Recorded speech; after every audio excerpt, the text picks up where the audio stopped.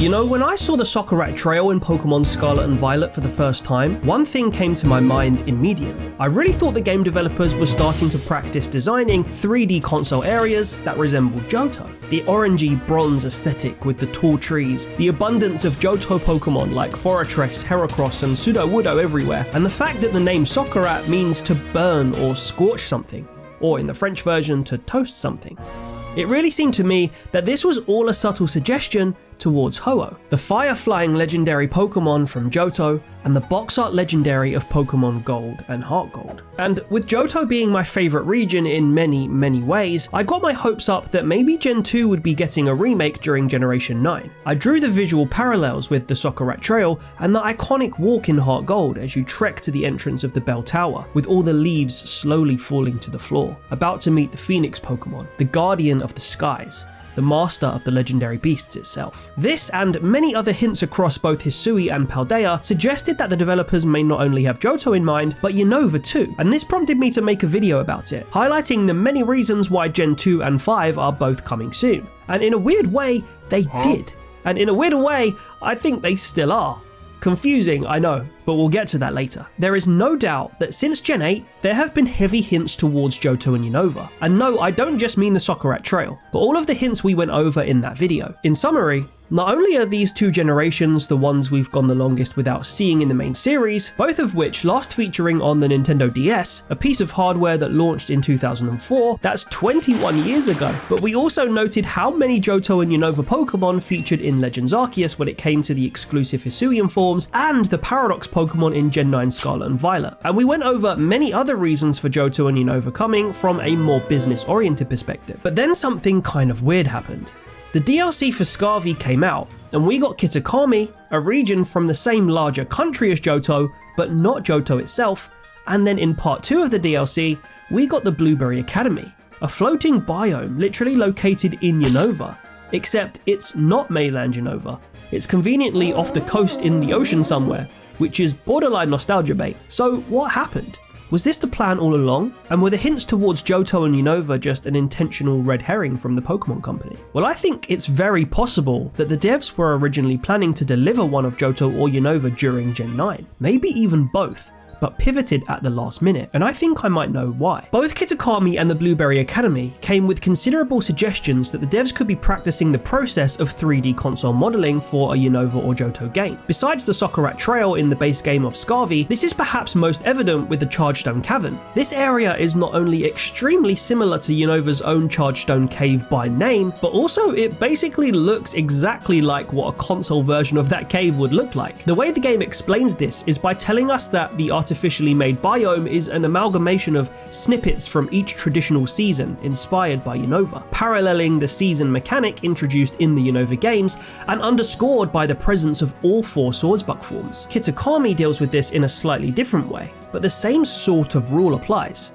The landscape of Kitakami echoes what Johto might look like as a 3D RPG on console, with the Japanese aesthetic present in terms of towns and characters, a mountain in the center of the map that gives us a glimpse into what Mount Silver might look like on a console Pokemon game, and the Timeless Woods, which is almost certainly a nod to Celebi in the Ilex Forest. And so when I played through the DLC, I began to think, maybe this is it. Maybe there is no Gen 2 or 5 remake coming, and this is what they were literally building up to all along. Some new mini Pokemon regions that contain only remnants of the regions that inspired them. And then Legends ZA was announced, a Generation 6 inspired game taking place in a single Colosian town. And that seemed to be the nail in the coffin. The pattern of legacy region revisits, Dishonored. The tradition of full-scale legacy regions, drastically downsized to entire games now only taking place in one city. And most importantly, Johto and Unova had been skipped. Except, I don't think they've been skipped at all, nor do I think that Kitakami and the Blueberry Academy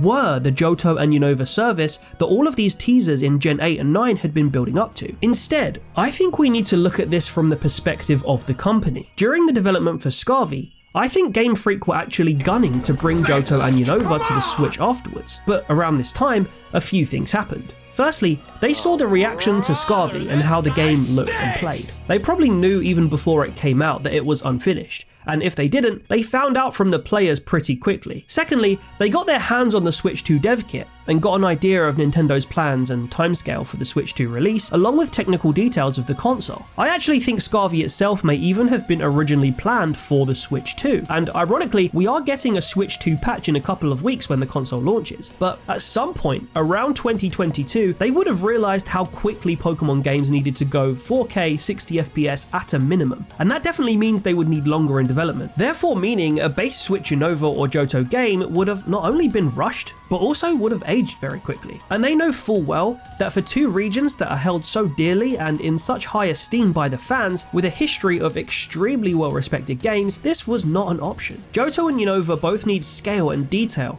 far beyond what we've seen in Scarvy, and so far what it looks like we'll get in ZA. And so, Johto and Unova designs that had been started on quickly became the Scarvy DLC. New areas, very closely attached to Johto and Unova, followed by a far more contained game in Legend ZA that marks the first time a main series game has ever taken place in one single city as opposed to a whole region. And so that Gen 10, Johto and Unova can all be optimized for the Switch 2 lifecycle, ZA seems to be an idea that arrived as a way of balancing legacy generation service and delivering the elusive Pokemon Z that we had all expected on the 3DS. And Gen 9 overall is kind of a guinea pig for 4K high frame rate Pokemon. Unova and Johto could not be the guinea pigs. So you can kind of view the Scarvy DLC through the lens that they were essentially using Kitakami and the Blueberry Academy to simultaneously practice building the legacy regions in 3D and deliver us a decent DLC map at the same time, all the while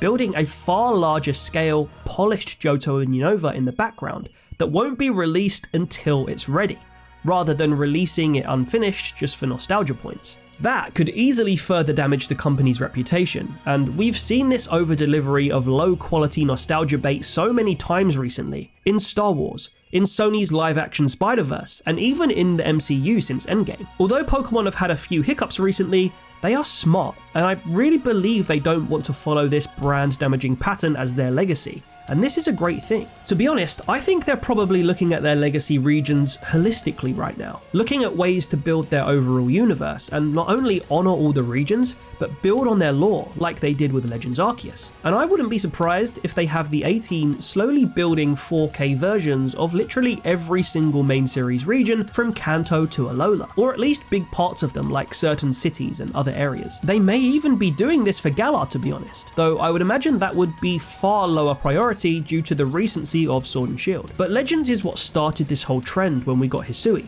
which was worked on by Game Freak's A-Team and was an amazing upscaling of Sinnoh considering the hardware. But even though that game was very well received, it was conveniently set back in a time before all the buildings were there, because that game plus populated towns and buildings would simply have been too much to design on the Switch, and given the likelihood that time pressure was on for release. They made a great game irrespective of this, but they could have done even more with it if they had time. Once upon a time, when there were fewer Pokemon generations in total, the remake pattern, if you like, was easier to decipher. A brand new Pokemon region would come every 3 to 4 years, and then Game Freak would typically use that game engine to design a remake of a legacy generation. This was true up until Generation 6. Generation 7 had no remake, and then Generation 8 marked the beginning of a new approach to what were once standard remakes of old games. The Legends era arrived, and Pokemon experimented with outsourcing like-for-like remakes to partner developers, with ILCA reskinning Diamond and Pearl. This was a real period of Pokemon having to reinvent itself in some regards.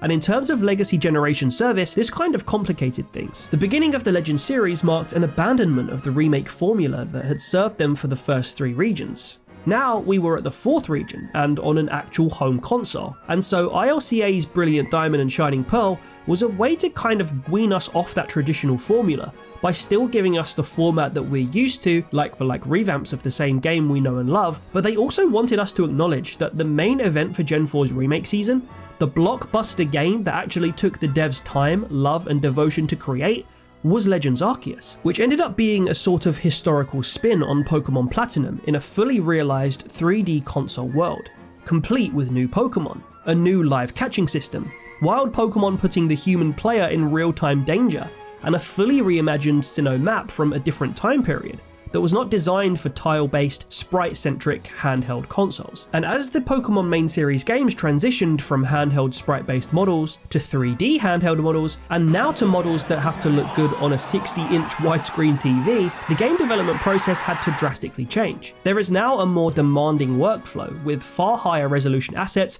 more detail required, more fine-tuning needed, and generally more people are needed to be working on the games. Game Freak have prided themselves on small, intimate teams of devs who know and love the franchise, and this has had many benefits for them, to be honest. I've no doubt it's a big reason why the franchise has become the monster that it is today. But especially in the Switch era, you can really see that struggle coming through in the execution of the games, and the disparity between the Pokémon games and some of the AAA competitor franchises out there. The Switch Pokémon games have been great in their own right. They got many things right and still gave us great games, but it's so apparent that other games are miles ahead of them when it comes to scale, finessing the looks of the games, animations, and many other things that Game Freak have had to learn in the Switch era. There were some beautiful looking 3D Pokémon games in the past for their time, but these were either stadium games, which don't require any actual 3D character navigation and environments, or they were spin-offs, largely developed by other companies like Genius Sonority and Spike Chunsoft, supported by Creatures Inc. and Game Freak, essentially with the Pokémon company's blessing. But just recently, we've gotten a glimpse into the potential of Pokémon games on the Switch too. The early trailers for ZA honestly looked visually very similar to Scarlet and Violet, but with slight improvements,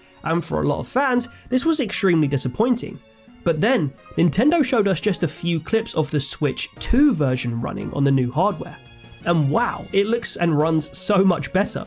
And the great thing is, you can still see how much improvement can be made, despite this being the cleanest that console Pokémon has ever looked. So I think the Scarvy DLC was either a rescue mission or a practice run. If this means we eventually get an in-depth, well thought out, carefully crafted Switch 2 version of Johto and Unova, it doesn't really matter. You can't mess with Johto and Unova. Unova is widely regarded as having one of, if not the best story, characters and music in the franchise's history. So good they made sequels. And if we get Unova service, I'm a big advocate for a Black and White 3 version for the Switch too, allowing us to see and further understand the story of the original dragon. Johto is also regarded as one of the best and most atmospheric regions, and is again the only other example of Pokémon games having sequels, as it was a sequel to Gen 1. Honouring the origins of the franchise, and again with some of the best music. And Johto never comes without Kanto. The story is directly about the disbanding of Team Rocket and the disappearance of Giovanni. We saw him in the Heart Gold Soul Silver event with Arceus, and again in the Rainbow Rocket event in Ultra Sun and Ultra Moon. So it feels like in the background, this guy has just been figuring out the multiverse, and there really could be a third story there. I think Johto and Kanto would always come as a package, and I know it feels like Let's Go was recent, but if we imagine these games coming after Gen 10, you're looking at 2028, 10 years after Let's Go. That would be far longer than the 8-year gap between the last time we saw Kanto before Let's Go in Heart Gold and Soul Silver. But the point is that both the Unova and the Johto games are so beloved by fans, and both have such incredible opportunities for the Pokémon company to please multiple generations of fans, that it just wasn't an option to put something out that wasn't good enough attached to the Johto and Unova brands. Reputationally, the Pokémon company knew they couldn't tarnish those regions with games that were riddled with bugs, glitches, and visual imperfections. So I absolutely believe that they have devs building and perfecting the Johto and Unova regions. I believe this has been happening for a while, ever since the development of Legends Arceus, if I'm honest. And that probably goes all the way back to around 2017. But I think they drafted up some stuff, saw how it looked, realized the magnitude of the project, looked at their deadlines, and consciously decided to give us just a little hint of Johto and Unova through the Scarvy DLC, whilst they continue to cook up something truly magnificent for the Switch 2 era. But what do you think? Would you rather have a Rockstar-like legacy Pokémon game every 5 to 10 years, or would you rather have something every 2 to 3 years that's potentially a bit less fleshed out? Let me know your thoughts down below, and until next time, love you gang.